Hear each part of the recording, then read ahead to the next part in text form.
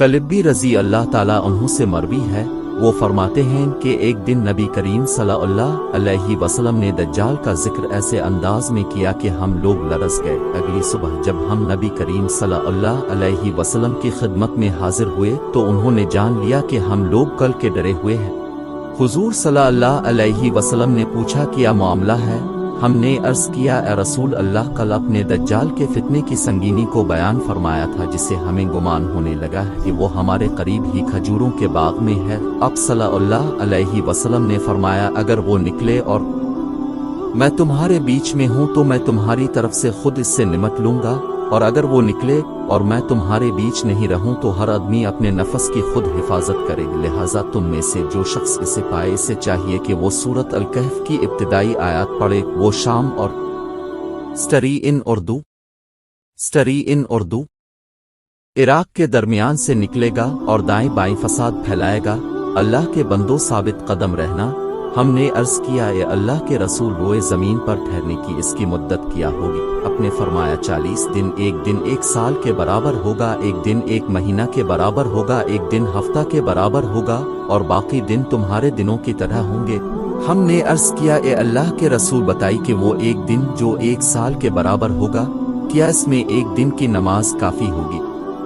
अपने फरमाया नहीं, बल्कि इसका अंदाजा करके पढ़ना। हमने अर्ज किया अल्लाह के रसूल, जमीन में वो कितनी तेजी से अपना काम करेगा। अपने फरमाया इस बारिश की तरह के जिसके पीछे हुआलगी होती है और वो बारिश को निहायत तेजी से पूरे इलाके में फैला देती है। वो कुछ लोगों के पास आएगा, उन्हें दावत देगा, वो लोग उसकी बात रद्द कर देंगे, लिहाजा वो उनके पास से चला जाएगा, मगर उसके पीछे पीछे उनके माल भी चले जाएंगे। उनका हाल ये होगा कि उनके पास कुछ भी नहीं रहेगा। फिर वो कुछ दूसरे लोगों के पास जाएगा, उन्हें दावत देगा, वो लोग उसकी दावत कबूल करेंगे, वो इसकी तस्दीक करेंगे। तब वो आसमान को बारिश बरसाने का हुक्म देगा, आसमान बारिश बरसाएगा। वो जमीन को गल्ला आगानी का हुक्म देगा, जमीन गल्ला आगाएगी। उनके चरने वाले जानवर शाम को जब चरागाह से वापस आएंगे तो उनके कोहान पहले से कहीं ज्यादा लंबे होंगे, उनकी कोकें ज्यादा कुशादा होंगी और उनके थन कामिल तौर पर दूध से भरे हुए होंगे। फिर वो किसी दज्जाल को कौन मारेगा। स्टरी इन उर्दू वीरान जगह में आएगा और इससे कहेगा अपना खजाना निकाल। फिर वो वहां से वापस होगा तो इस जमीन के खजाने शहद की मक्खियों के सरदारों की तरह इसके पीछे लग जाएंगे। फिर वो एक भरपूर और मुकम्मल जवान को बुलाएगा और तलवार से मारकर उसके 2 टुकड़े कर देगा। फिर उसे बुलाएगा और वो रोशन चेहरे के साथ हंसता हुआ आ जाएगा। दज्जाल इसी हालत में होगा कि इसी दौरान ईसा बन मरियम अलैहिस्सलाम दमिश्क के मशरकी जानिब सफेद मीनार पर जर्द कपड़ों में मलबूस 2 फरिश्तों के बाजुओं पर हाथ रखे हुए उतरेंगे। जब वो अपना सर झुकाएंगे तो पानी टपकेगा और जब सर उठाएंगे तो इससे मोती की तरह चांदी की बूंदें गिरेंगी। उनकी सांस की भाप जिस काफिर को भी पहुंचेगी वो मर जाएगा और उनकी सांस की भाप उनकी हद निगाह तक महसूस की जाएगी। वो दज्जाल को ढूंढेंगे यहाँ तक कि वो इसे बाबलिद के पास पालेंगे और इसे कत्ल कर देंगे। मसनद के हवाले से लिखा गया है कि दज्जाल के ज़हूर के बाद 70,000 यहूदी स्टरी